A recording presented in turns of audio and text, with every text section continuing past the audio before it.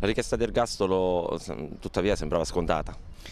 Beh, scontata proprio no, il pubblico ministero ha assolutamente insistito sulla non concedibilità delle attenuanti generiche e quindi è pervenuto alla richiesta dell'ergastolo, ma non è questo il punto secondo la difesa, perché questa difesa ritiene che gli elementi rappresentati dal pubblico ministero non siano assolutamente univoci per un'affermazione della responsabilità. Voi cosa ritenete quindi?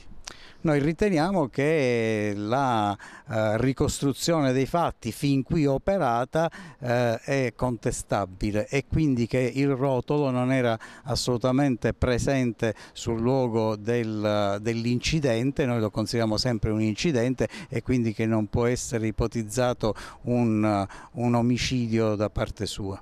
Quando oggi ha deciso di rilasciare delle dichiarazioni spontanee, pensava magari che confessasse? Sì, io credevo che confessasse, pensavo che oggi era volta buona, cambiando collegio difensivo, credevo fosse arrivato il momento di dire come erano andate le cose e invece no, il rotolo ha continuato sempre con questa strategia, con questa vecchia strategia, prima a non parlare, adesso addirittura a dire che era da tutt'altra parte, quando si verificava appunto quello che è successo, cioè l'atroce delitto.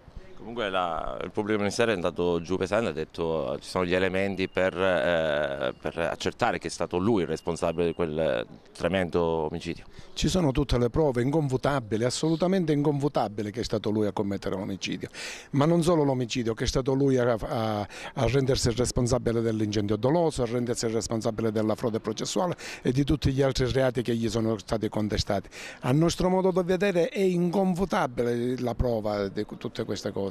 Inconfutabile, il pubblico ministero come noi non potevamo fare a meno di chiedere la pena dell'ergastolo. Pena dell'ergastolo così ridotta dal rito abbreviato, dallo sconto di pena previsto dal rito abbreviato, perché per tutti i reati che ha commesso dopo l'omicidio il rotolo avrebbe meritato la pena dell'ergastolo con l'isolamento diurno per almeno 1 anno e mezzo.